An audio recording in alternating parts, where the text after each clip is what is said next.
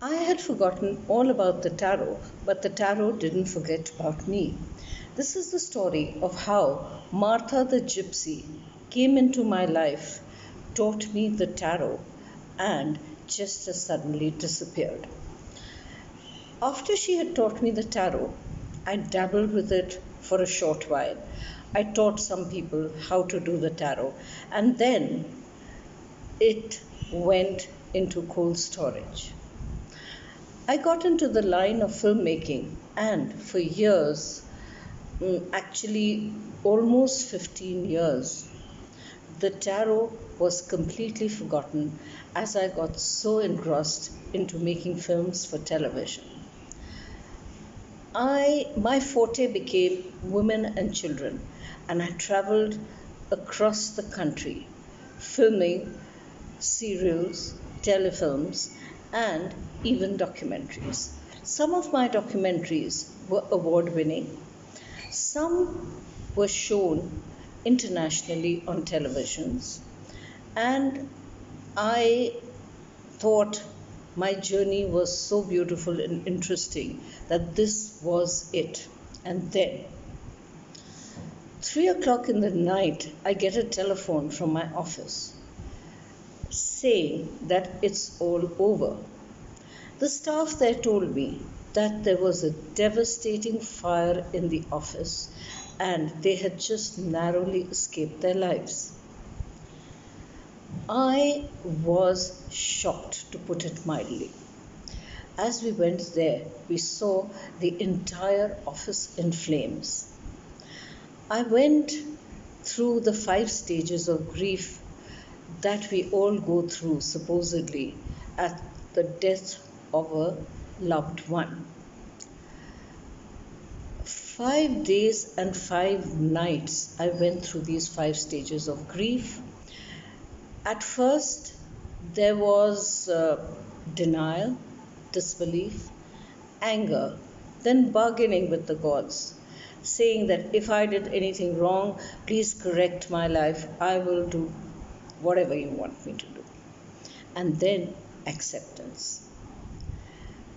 After the acceptance had set in, and I was sorting through the debris, you won't believe what happened. I still get goosebumps when I think of it.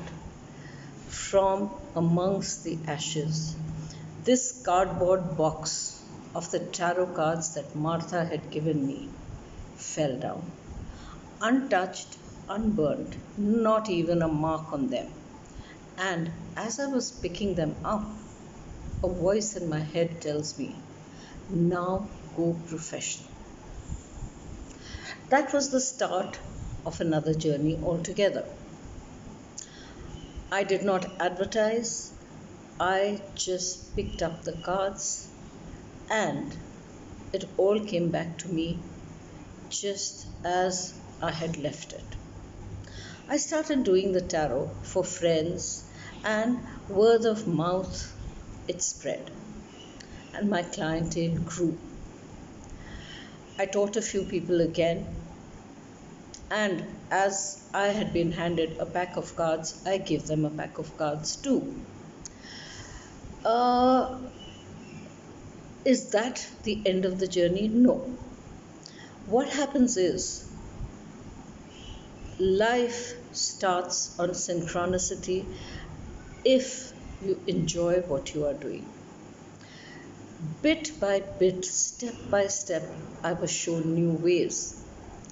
I used to open the internet and I used to find something which would enhance my tarot card reading. So I went into theta healing. I became a practitioner of that. In my meditation, I was shown the Akashic records. But that is a beautiful story in itself, so powerful, for another day. I learned theta healing. I learned NLP, neuro linguistic programming. I became a practitioner of NLP, and I was taught the Akashic healing by being taken myself to the Akashic records.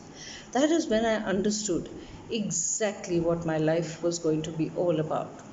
But the choices were mine, as I always tell you. I could have ignored it, or I could have picked it up like I did. So, in my pack grew tarot card reading and NLP, Akashic records, theta healing. I went into past life regression also.